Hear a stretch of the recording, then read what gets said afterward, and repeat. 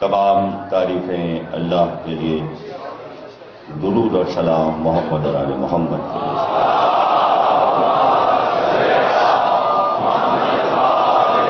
وہ اپنے اسٹیٹ کا راجا تھا۔ راجا، اس کی حکومت کافی وسیع ملک پر تھی۔ دارالحکومت اس کا بہت حسین اور خوبصورت تھا۔ ملک کی زمین سونا اگلتی تھی، سرسبز و شاداب علاقے تھے، جگہ جگہ اچھے پاندار دریا بہتے تھے۔ ملک وزیر چلاتا ہے، اس کا وزیر اعظم بہت ذہین اور عقل مند تھا، لیکن اس کے ملک کا دستور تھا کہ وہ اپنے ایشور، اپنے بھگوان، اپنے پرماتما کو خراج پیش کرنے کے لیے مختلف طریقے سے اپنے رسوم عبادات بجا لاتا تھا۔ راجا کا نام کنور سین تھا، وزیر کا نام رتن سین تھا۔ مہینے میں ایک بار وہ چاند کی پوجا کرتا تھا۔ وہ پورن ماسی یعنی 14ویں کا چاند، جب چاند کامل ہوتا تھا تو راجا اپنے ساتھیوں کے ساتھ، وزیر اعظم کے ساتھ اور اپنے نجومیوں کے ساتھ کھابڑی ندی میں جاتا، اور جب چاند دریا کے بیچ میں آ جاتا تو 14ویں کے چاند کو پانی میں دیکھتا تھا۔ جیسے ہی اسے چاند نظر آتا وہ دریا میں کچھ دور چلتا اور بالکل چاند کے قریب پہنچ جاتا، اور پہنچ کر کچھ پھول اور کچھ سیندور چاند کو نظر کرتا۔ یہ اس کی پوجا تھی۔ آدھی رات گزر چکی تھی، چاند اس کے اسٹیٹ پہ چھایا ہوا تھا، چاندنی چاروں طرف پھیلی ہوئی۔ تم سلامت رہو، اللہ ایسے سننے والے ہر بولنے والے کو دے۔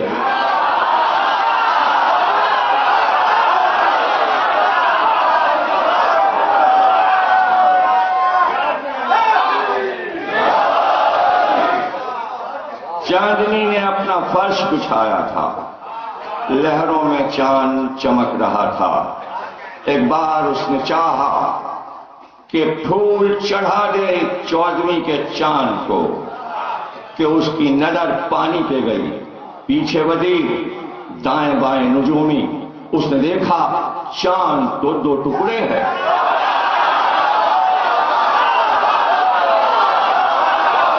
آدھا چاند دائیں طرف جا رہا تھا، آدھا چاند بائیں طرف جا رہا تھا۔ چاندنی 2 حصوں میں سمٹ رہی تھی اور بیچ میں اندھیرا چھا رہا تھا، اور پانی کی لہروں میں چاند ایسے جیسے ٹوٹی ہوئی کشتی بہتی۔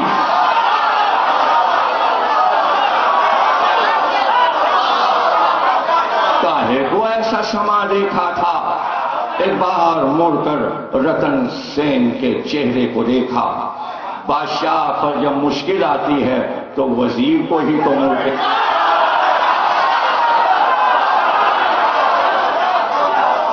لیکن وزیر کیا کرتا؟ اس لیے کہ یہ تو اچنبا تھا، یہ تو کرشمہ تھا۔ وزیر اعظم نے نجومیوں کو دیکھا کہ جلدی حساب لگاؤ ورنہ گردن نہ اڑا دی جائے، ہم جس کی پوجا کرتے ہیں وہی ٹوٹ گیا، وہی کامل نہ رہا، وہ ٹکڑے ٹکڑے ہو گیا ہے۔ نجومیوں نے جلدی سے آنکھیں بند کی اور وید اور مہابھارت کے کچھ شلوک پڑھے اور اپنے معبود سے پرارتھنا کر کے آواز دی، معبود بھگوان ایشور بتا یہ چاند کیوں ٹوٹا، یہ چندرما دو ٹکڑے کیوں ہو گیا؟ آنکھ کھولی ان رومیوں نے اور ایک بار بادشاہ کے آگے ہاتھ باندھے، کہا راجا کنور سے عرب دیش میں ایک نبی کا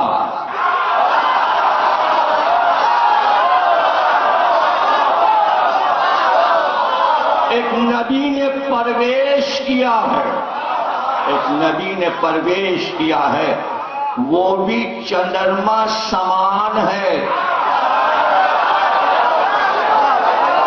وہ چندر سروپی ہے، اس کے چہرے سے بھی چاندنی چھٹکتی ہے، وہ مکے دیش کا رہنے والا ہے، اس کی امت بڑی ناخلف ہے،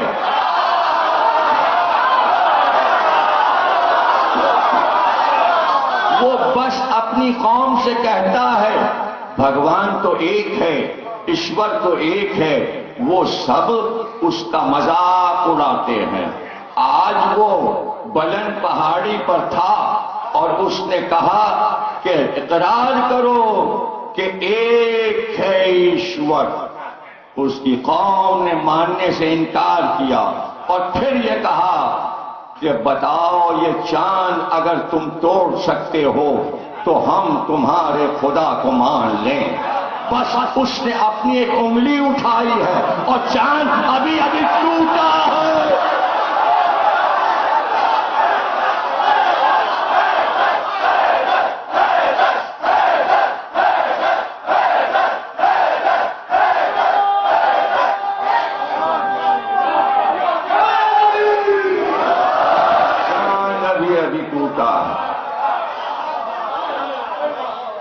چاند دو ٹکڑے ہوا ہے۔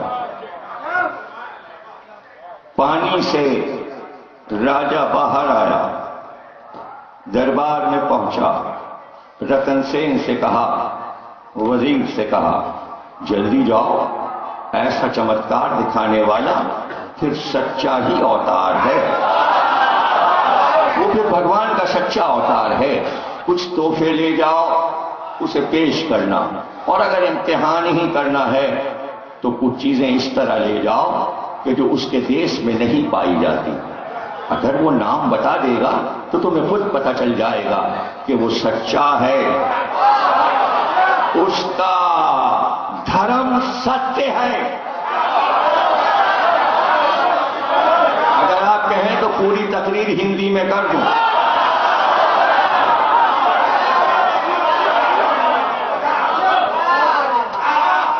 اس کا دھرم ستیہ ہے، جاؤ اور جا کر اسے ہمارا سلام کہہ دو، سلام کہہ دو۔ رتن سین چلے، فوج کے سپاہی بھی ساتھ تھے، گھوڑے پر سوار ہوئے، عرب کا سفر تھا، ادھر سفر شروع ہوا، اور وہاں جب چاند ٹوٹا تھا تو ابو قبیس کی پہاڑی پر ابو جہل اور اس کے سارے ساتھی سب کے سب یہ کہہ رہے تھے اگر چاند توڑ دو تو ہم خدا پر ایمان لائیں گے۔ ایک بار سرکار دو عالم نے مڑ کر کہا چاند تو میں توڑ دوں گا لیکن کیا کروں، تمہاری لاشیں بدر کے گڑھے میں دیکھ رہا، تم ایمان نہیں لاؤ گے، تم ایمان نہیں لاؤ، چاند تو ہم توڑ دیں گے۔ آمنہ کے چاند نے عرش کے چاند کو توڑ دیا، چاند یہ کہہ کے ٹوٹا قیامت تک عبداللہ کے چاند تو سلامت، تیری چاند نہیں سڑا۔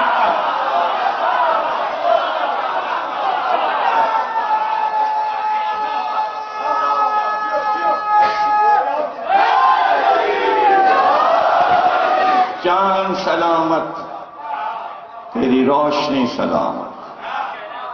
بدر کی لڑائی ختم ہوئی، سرکار فاتح تھے، لاشیں بکھری تھی بدر کے میدان میں، اپنے پشتوں کو منگایا، نماز پڑھی اور دفن کیا۔ آج بھی بدر کے میدان میں اصحاب بدر کی قبریں ہیں، میں نے بھی زیارت کی ہے۔ جب دفن کر چکے مسلمانوں کی قبر بنا چکے، ایک بار گوشت پہ چادر سنبھال کر میدان کی طرف چلے.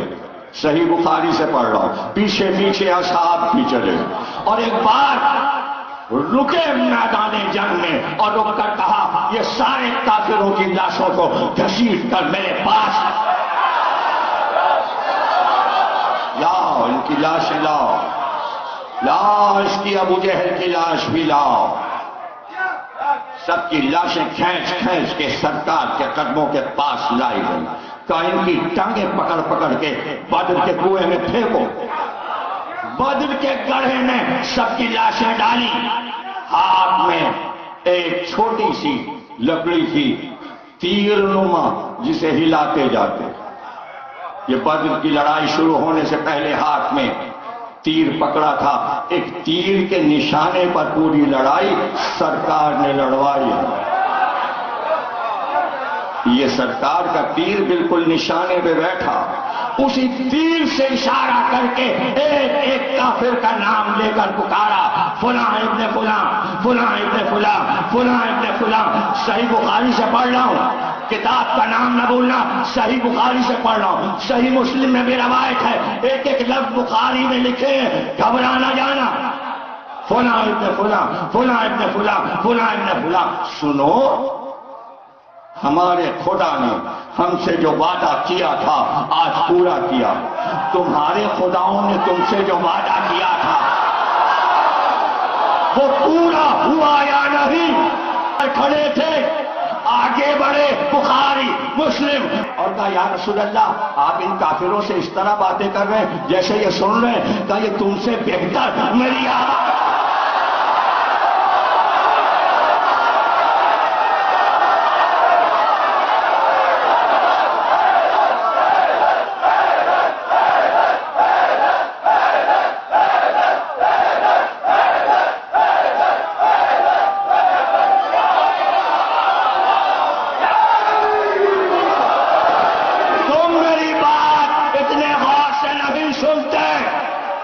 جیسے یہ سن رہے ہیں.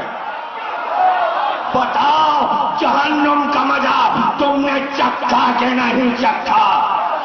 تو بخاری اور مسلم کے مطابق کافر بھی مر کر زندہ ہے، آواز سنتا ہے. آپ کہہ رہے ہو کہ وہ مر گئے اور قبر میں گئے.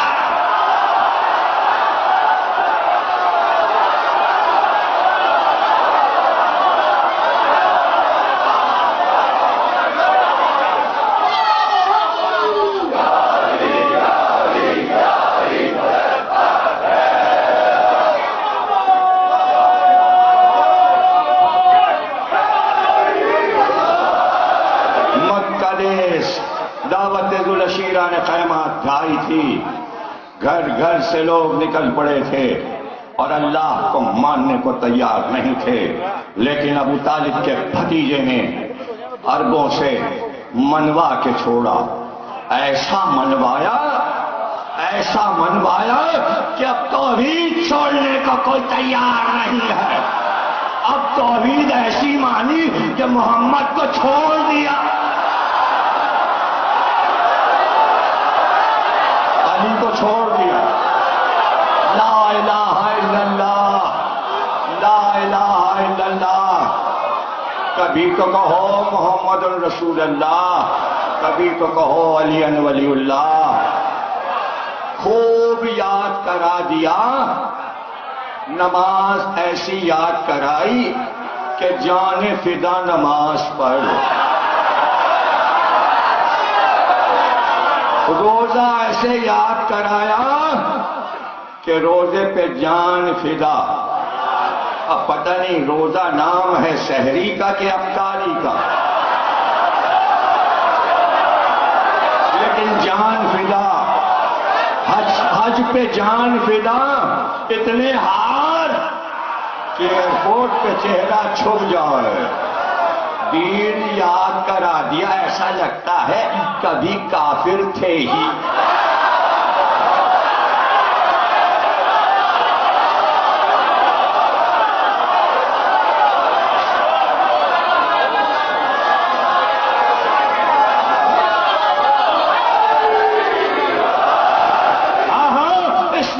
کی شان زندہ باد، اے فرزندان توحید زندہ باد۔ کیوں نہ میں اپنے سرکار کی مدح کروں؟ ارے اتنے ضدی عرب کسی کی بات نہیں مانتے تھے، ارے ایسے ضدی کہ اللہ کا چاند توڑوا دیا۔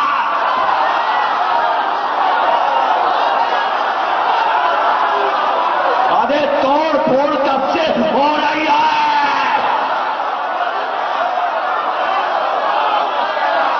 تم سلامت رہو۔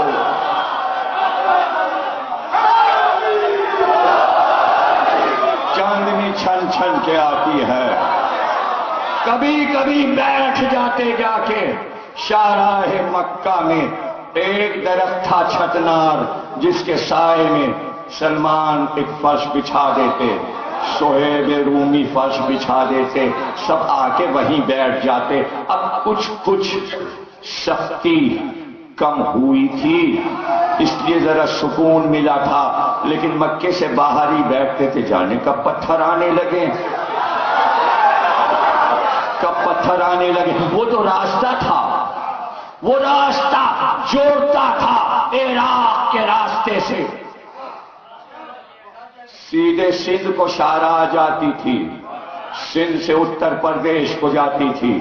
مراد آباد میں اسٹیٹ دارالحکومت راجہ کنور سین کا تھا، رتن سین اسی شاہراہ پہ چل چکے تھے، اب پہنچ رہے تھے اس جگہ کہ مکے میں داخل ہو رہے تھے۔ جیسے ہی اندر داخل ہوئے درخت سے آگے نکل گئے، کچھ لوگوں کو بیٹھا ہوا دیکھ کر کہ دور سے پشت سے آواز آئی، رتن سین میں یہاں ہوں۔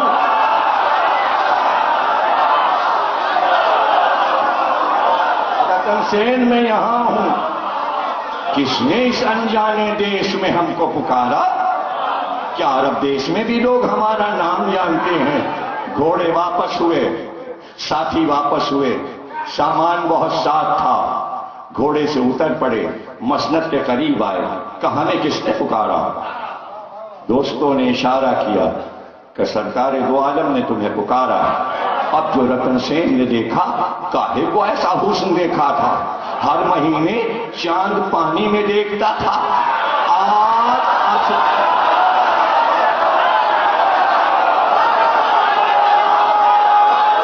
آج 14ویں کا چاند دیکھ تو چاند کا حسن بھول گئے، چاند کا حسن بھول گیا۔ کہ آپ ہی پیغمبر ہیں؟ کہا کہ ہمارے راجا نے آپ کو سلام کہا ہے، کنور سین نے۔ کہاں تمہارے راجا نے جس نے پانی میں چاند کو ٹوٹتے ہوئے دیکھا؟ رتن سین نے کہا آپ کو تو سب کچھ معلوم ہے۔ ایک بار ابو ذر کو آواز دی، کہا ابو ذر یہ ہمارے یہاں سفیر بن کے آیا، تم ادھر سفیر بن کے جاؤ۔ بدر، احد، خندق، خیبر، حنین، کہیں ابو ذر نہیں ملتے، لوگوں کو پتہ ہی نہیں گئے کہاں۔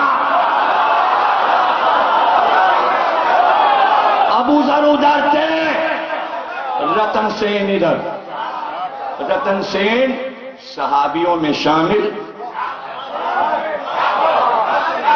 اور سرکار کے راوی۔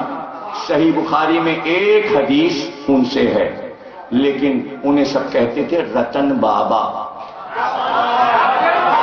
اب کیا جاتے وہ دیش چھوڑ کے، ہجرت ہوئی سرکار کی تو مکے سے مدینے ساتھ ساتھ آ گئے، بس یہ دین پسند آ گیا رتن سین کو۔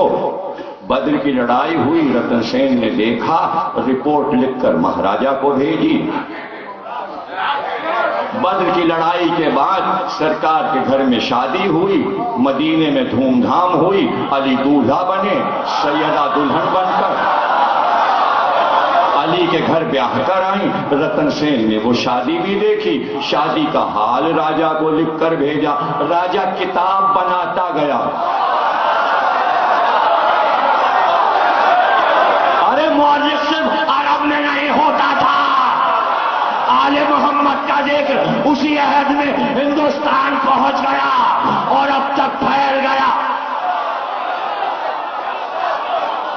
آل محمد अहद का जिक्र किसी रावी का मोहताज नहीं।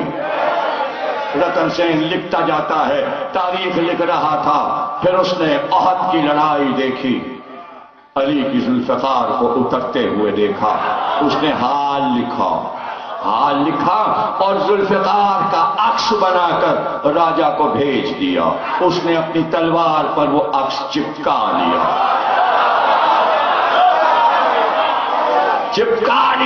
और उसके बाद अहद का इनाम मिला अली को कि बेटा गोद में आया, कहूं चांद के घर में एक चांद उतरा, चांद के घर में एक चांद उतरा। फिर खंदक की लड़ाई हुई, रतन सेन ने देखा, और खंदक की लड़ाई के बाद दूसरा चांद उतरा। अब रतन सेन लिखता है, किताब लिखता है, संस्कृत में लिखकर किताब तूमार कहते हैं कागज के लपेटने को। पहले जमाने में काफी लंबे लंबे कागज होते थे, उन्हें गोला बना के एक टीन के डिब्बे में या गत्ते के डिब्बे में रख देते थे। जब उसे खोलते थे तो वो खुलता चला जाता था, उसे कहते थे तूमार। वो सब कुछ उसमें लिखता जाता था, एक तूमार बनाता जाता था। मुहावरा है उर्दू में, तुमने तो इस बात को तूमार बना दिया, यानी एक खत खुला तो लंबा यहां से वहां तक लंबाई में खुलता चला गया तूमार की शक्ल में, और वो लिखता है। अब वो लिखता है, और जब वो गया हिंदुस्तान तो महाराजा को वो किताब पेश की। महाराजा ने वसीयत की, रतन सेन ने वसीयत की, जो उसकी स्टेट थी वहीं पर दोनों ने वसीयत की कि हम मर जाएं तो जलाना कब्र बना देंगे। मुरादाबाद से करीब खापड़ी एक जगह है, वहीं दोनों की कब्रें हैं, कब्र पे पत्थर लगे हैं। अब वहां एक मस्जिद बनी है जो कुंवर सेन ने बनवाई थी चांद के मोजज़े की याद में। ये हिंदुस्तान की पहली मस्जिद है। उसी मस्जिद के सहन में कुंवर सेन की भी कब्र है, रतन सेन की भी कब्र है, बादशाह की भी और राजा की भी। और जो पत्थर कब्र पे लगा है उस पर यह किस्सा लिखा है जो आप सुनाने जा रहा हूं। और संस्कृत में लिखा है, जो कब्र पे लिखा हुआ है, पत्थर पे खोदा हुआ, वो वाकया सुना रहा हूं कि क्या लिखा है। रतन सेन की कब्र के लौह पर कब्र की लौह पर उस पे ये लिखा है कि रतन सेन कहता है, एक दिन मैं घर से जो निकला तो मदीने में खुशियां थी, हर मुसलमान गले मिल रहे थे और फूल एक दूसरे पे लुटा रहे थे। रात आई तो चरागा था। मैंने कहा क्या है, कैसी ईद है? कहा ईद तुम्हें नहीं पता, नबी के यहां नवासा हुआ है, नबी के यहां नवासा हुआ है, सब मुबारकबाद देने जा रहे हैं। रतन सेन कहता है मैं भी चला। मैंने देखा उस दिन बहुत नबी खुश थे और गोद में बच्चे को लिए थे। सब कह रहे थे बच्चे का नाम हसन रखा है। लोग जाते सलामी देते और मुबारकबाद। मेरे हिंदुस्तान का तरीका था कि जब कभी बच्चे को देखने जाओ और विलादत हो तो खाली हाथ न जाओ। मैं राजा का वजीर था, मैं सफीर था, मेरे मुल्क की बदनामी होती कि मैं खाली हाथ जाता। मुझे याद आया कि जब मैं हिंदुस्तान से चला था मेरे जेब में 2 मोती पड़े हैं। मैंने हाथ डाला तो वो दोनों मोती थे। मैंने उसमें से एक मोती निकाला और उसे धागे में पिरोया। फिर मैंने जाके सलामी दी, मुबारकबाद दी और फिर अपने हाथ से वो मोती उस बच्चे के गले में पिन्हाया। रतन सेन कहते जैसे ही मैंने वो सफेद सच्चा मोती बच्चे के गले में पिन्हाया, वो मोती सब्ज हो गया।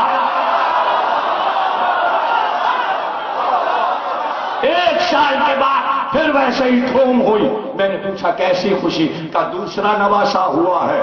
मैं जल्दी से पहुंचा, जेब में एक मोती था, मैंने धागे में पिरोया, मैंने जाके मुबारकबाद दी। बच्चे का नाम हुसैन रखा गया था। मैंने गले में वो मोती पिन्हा दिया। जैसे ही वो मोती गले में डाला वो मोती सुर्ख हो गया। ये पूरा वाकया रतन सेन ने लिखवाकर अपने कब्र के लौह पे लगवाया। अरे हसन हुसैन के जिक्र से कब्र अब तक जगमगा रही है। अरे ये हिंदू का हाल है, ये मुसलमानों को क्या हो गया है?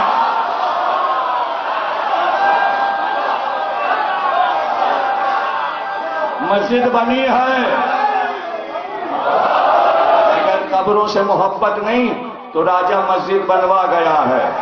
ہندوستان کی پہلی مسجد، اتفاق یہ ہے کہ میں نے ساری پہلی مسجدیں، لندن کی پہلی مسجد، ہر ملک کی پہلی مسجد میں نے دیکھی۔ مجھے نہیں پتا، مجھے نہیں ملا، اور اگر مسلمانوں نے کہیں لکھا ہو تو میری نظر سے نہیں گزرا کہ رتن سین نے کلمہ بھی پڑھا تھا کہ نہیں۔